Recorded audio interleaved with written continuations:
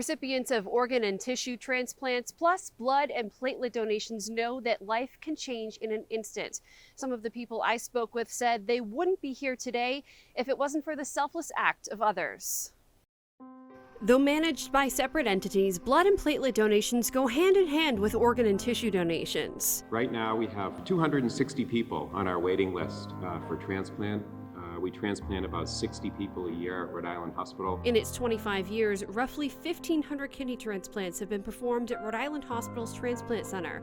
Dr. Paul Morrissey, who heads the program, says about a third of the center's patients receive kidneys from a living donor. The other 2/3 are waiting for kidneys to become available from people who have consented to do so on their driver's license, and it's incredibly important that people do that so that we can help out our fellow citizens. Steve Bruno had been managing kidney disease with medication for years, but it came to a point when he had to be put on dialysis just a month before his son was born.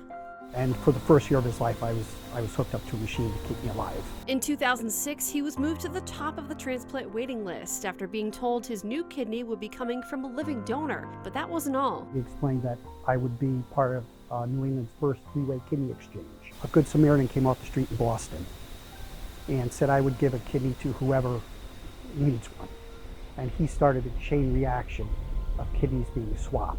According to the United Network for Organ Sharing, or UNOS, more than 106,000 are currently in need of an organ transplant. New England Donor Services says more than 6,700 are in need right here in New England. There are 260 on our waiting list. When we started our program here, we had 120 patients on the waiting list, and it's growing constantly, and there's certainly a greater need for organs than availability right now. According to UNOS, kidney, liver, and heart donations increased the most between 2020 and 2021 amid the pandemic. New England Donor Services is pushing for at least half of Rhode Island's population to become a registered organ donor, which you can do at the DMV when getting or renewing your driver's license or ID, or online through Donate Life America. New England Donor Services says organ and tissue donations have increased 83% in Rhode Island in the past 5 years. This has resulted in double the number of organ transplants from Rhode Island donors over this 5-year period, and this is remarkable. Steve says because of a stranger's gift of life, he's not only healthy today, but has been able to be a father to his son Jacob, now 16. Jacob just got his license and in turn registered to be an organ donor. You know, they could be heroes to people. They could save like 6 lives if something was to happen. And there are a lot of people on that waiting list, like I said, that don't have a machine to keep them alive. So those people are also getting a lot of people who are on a transplant list hope.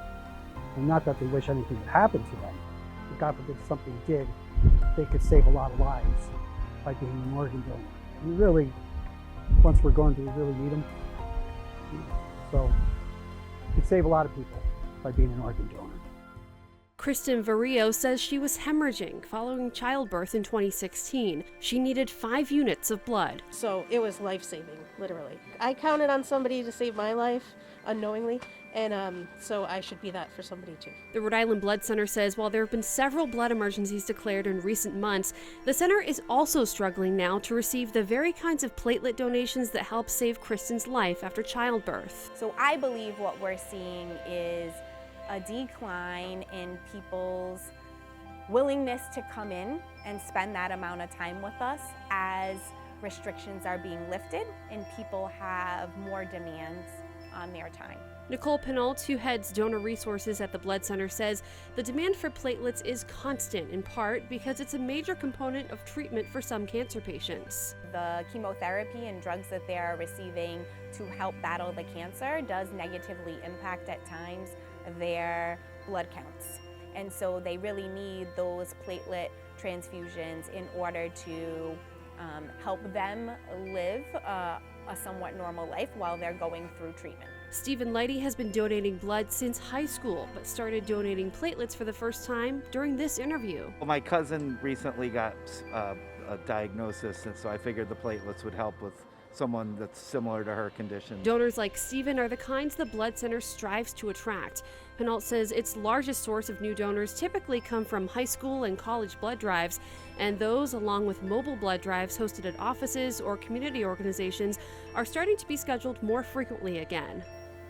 I think the blood supply is really something that the community takes for granted most of the time, and and in a way it should be that way. It's a very small number of people that are allowing us to go about our daily lives, and if tragedy strikes, have that necessary blood available. More of my conversation with the Rhode Island Blood Center continues online. Plus, we have resources on how you can sign up to donate blood and platelets, as well as how you can become a registered organ donor. That's all posted on our website, WPRI.com. I'm Alexandra Leslie, 12 News.